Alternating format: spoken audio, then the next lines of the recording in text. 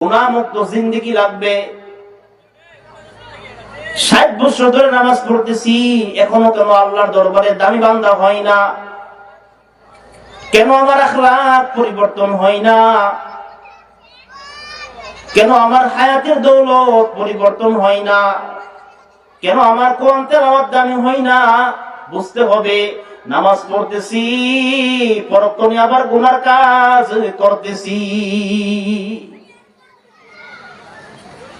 পরক্ষণে মিথ্যা কথা বলতেছি, অন্যের উপর জুলুম করতেছি, পাপাচার করতেছি, সুদ খাইতেছে, কোরআন তেলাওয়াত করতেছি, ঘুষ খাইতেছে,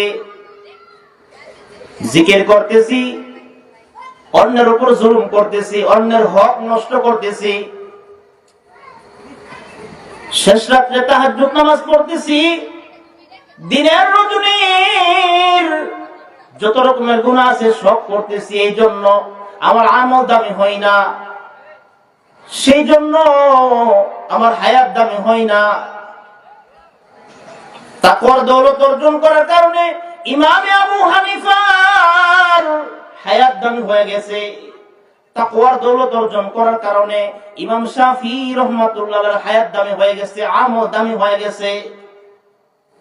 তাকওয়ার দৌলত অর্জন করার কারণে ইমাম আহমদ ইবনে হাম্বল রাহমাতুল্লাহ আলাইহির আমল দামি হয়ে গেছে।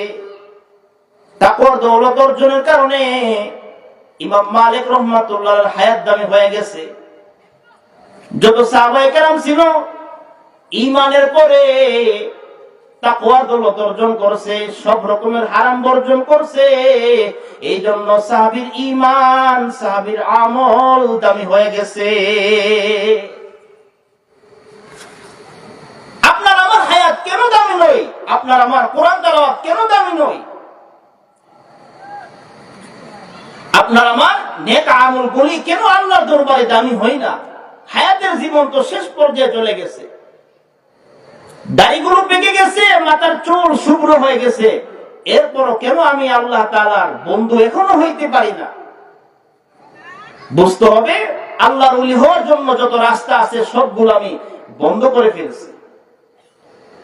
কোরআনের ভাষায় আল্লাহ বলেন, আলা ইন্না আউলিয়া আল্লাহি লা খাউফুন আলাইহিম ওয়া লা হুম ইয়াহজানুন আল্লাযীনা আমানু ওয়া কানু ইয়াত্তাকুন। শুধু ঈমান গ্রহণ করলে বান্দা দামি হয় না, তাকওয়ার দৌলত লাগবে, গুনাহমুক্ত জিন্দেগি লাগবে। সাহাবী ঈমান গ্রহণ করছে, তাকওয়ার দৌলত অর্জন করার কারণে সাহাবীর আমল দামি হয়ে গেছে। সিদ্দিক আকবর ঈমান গ্রহণ করছে, ঈমান গ্রহণের পরে তাকওয়ার দৌলত অবলম্বন করছে। এই জন্য আবু বকর সিদ্দিকের কোরআন তেলাওয়াত দামি হয়ে গেছে।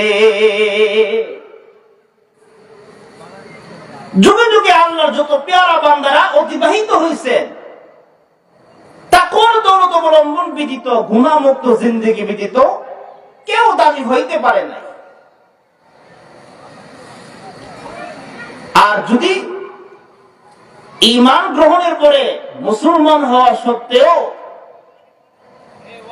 অবিরাম গুনাহ করতে আসি, তাহলে আল্লাহ তাআলা আমার দিলের ভিতরে ইবাদত বন্দেগী না করার একটা কি মোহর মেরে দিবেন, সিল মেরে দিবেন। আল্লাহ বলেন, ওয়ামান আ'রাদা আন যিকরি ফাইন্না লাহু মাঈশাতান দানকা।